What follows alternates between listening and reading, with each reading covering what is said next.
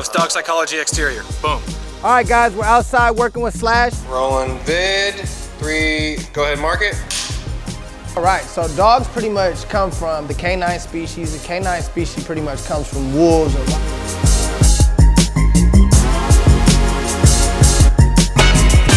All right, so today we're gonna have a big content day. I got my content team coming through, my strategist, I got my cameraman, I got my executive assistant in the building. We're putting down our whole play. And today we're gonna be doing all content, TikTok, Instagram, YouTube, you name it. So then we're gonna have some podcasts. We're gonna be doing some interviews. So it's gonna be a big day ahead of us, man.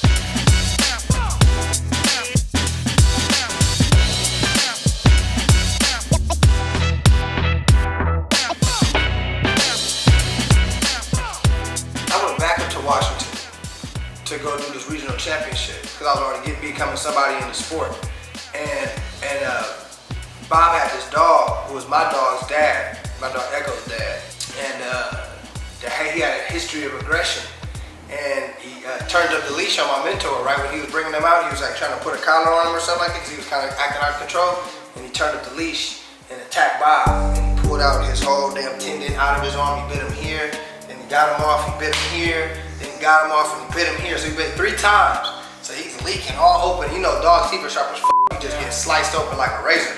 You know what I mean? And basically, man, it was kind of like, damn, like, bro, that's what we doing? Like, dog? I'm like, that's what they can do to you? But I didn't quit. I was like, f, man, it's what it is. It's their life. Yeah, what's the worst bite you've had? Mine, probably this one. So this one right here was like, you know, got me right here. But this was only because the dog, he had like, I had my bike jacket on. I had my bike jacket and he had slid into me and I didn't have my pants on. The whole thing is you gotta be prepared, man. You gotta have your equipment on. You gotta always think worst case scenario. And that's why like I train dogs the way I do is because it's always that worst case scenario. Like I'm thinking like, what's the worst that can happen? And if I see a situation, I'm not gonna give you advice as if like, be naive, like if it's probably not gonna happen. Like, nah, it could happen. Right. See what I'm saying? So I only trust a dog as far as they should prove to me. You see what I mean? And taking them through my system makes them more trustworthy. You see what I mean? So even the most aggressive dogs, there's milestones that we can meet that teach me that this dog is now capable to handle certain levels of socialization, certain levels of stimulation. See what I mean? So the whole goal is to transform that dog to where their behavior is not going to be unpredictable.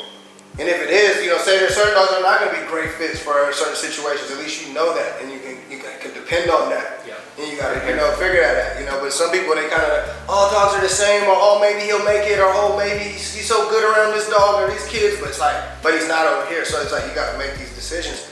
And a lot of times we can fix them, but sometimes we got to make decisions that like, not that the dog has to be put to sleep, but the dog has to be managed in a certain way. You know, somebody has to take responsibility for that. All right, cool, fellas. So I have to do an interview. You guys can jump in the office with Drew, and you guys can go ahead and We'll just put go through the content. You know what I mean? Just kind of bust it down, and then I'll come check it out once we finish the interview. Got it. All right, smoke. What's up? How do you think like working with dogs and that responsibility for so long has made you, has affected you as a parent? Do you think it was like a kind of transition to it, for lack of a better term, or? Well, I would say that. Yeah, I would see just the disciplines that you have to have and the consistencies that you have to have and the way you understand behavior and manage behavior is very, very similar in the sense it's like, you know, everything is always shaping. So it's just a process of what's being reinforced and what's being blocked and what's being encouraged and what's being discouraged and, you know, things that are desired and the motivation and all these different things are very, you know, similar. You know, you leverage motivation. You know, kids want, you know, affection. Kids want hugs. They want to be picked up. They want to get their whatever they want, their toys. So you know, they have to be agile. You know, you have to, you know, teach them how to walk and get coordinated. And I mean, they all every it's like a, you know, puppies and kids are very, very similar, but then it's different in so many ways too. Fatherhood is a different level. You know, it's like. It's because that's a piece of you, you know, that's different. So it's like I definitely, you know, don't tend to put them in the same category, but there are a lot of similarities. I think that a lot of parents sometimes even, you know, will get, you know, pushed around by their own kids because they're not managing behavior. So I mean, just because that is their kid doesn't mean that you don't provide structure. So I think both need structure, Both need to be encouraged and motivated. Both certainly need to have boundaries. And I think that, you know, those are the similarities. You know, but just, you know, how you got to go about things is a little bit different just based on, you know, like dogs will actually try to bite you. You know what I mean? And they can bite you and hurt you, and then, you know, within a year of their life, you know, where your baby's just going to be a baby. You know, we have to make sure that we're living with the dog, understanding that it is a predatory animal, you know, and certain dogs are, you know, super sweet and wouldn't hurt a fly, but then there's other dogs that are, you know, flipped, and there's a lot of breeds out there that are typical breeds, are German Shepherds. I mean, they bite. Rottweilers, they'll bite. Can Corso bite you. You know, these big old dogs people bring in their home. I mean, there's even small dogs that can, you know, bite a kid in the face and cause permanent damage and have, you know, long-term effects on the dog's psyche. So a lot of times we have to acknowledge these factors, and that's, you know, that's why we have to create that separation. I think this is a prison call. Hold on. Hello? How you been? You been all right? I'm alright. I'm actually getting one of the books. Okay, all right, so you ain't got nothing to read? I ain't nothing to read right now. What have you been doing? Just really working out. All right, bro. Well, let me get you these books, man. Been talking to your brother too, man. He's supposed to be coming home soon. We've been working on the clemency letter for him, taking it to the governor. Yeah. How is it looking?